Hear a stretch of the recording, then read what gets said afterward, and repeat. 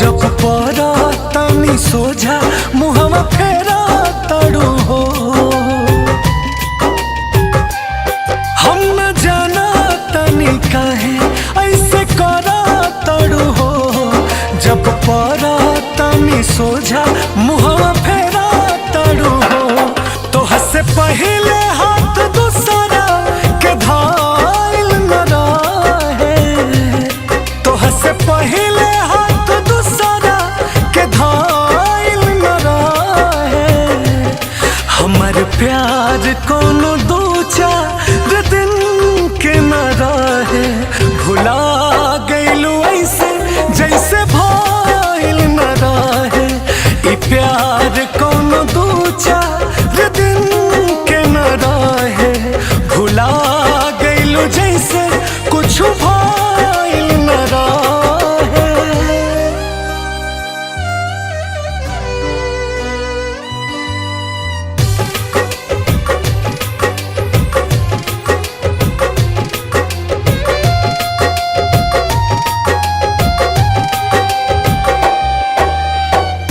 दूसरा से प्यार हमके कैलो ना जाला।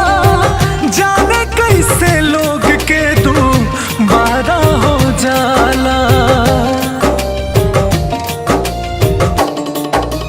हो दूसरा से प्यार हमके कैलो ना जाला।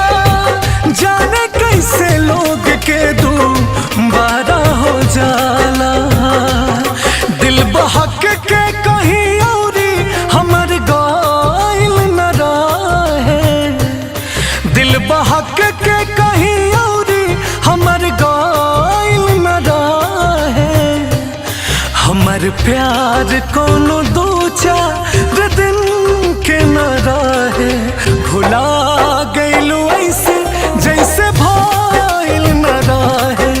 ई प्यार कोनो दो चार दिन के न रहे। भुला गइलू जैसे कुछ भइल न रहे।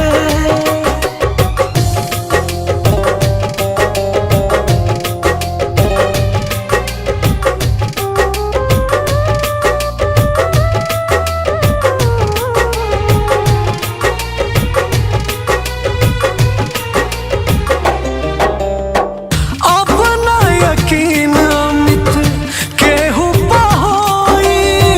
याद में ना खियाई रिसू के रोई। हो अब ना यकीन बुलबुल केहू पहोई। याद में अखिया ना रिसू के रोई। केहू औरी से तवादा हमर काइल न रहे। केहू औरी से तवादा हमर काइल न रहे। हमर प्यार कोनो दो चार दिन के न रहे। भुला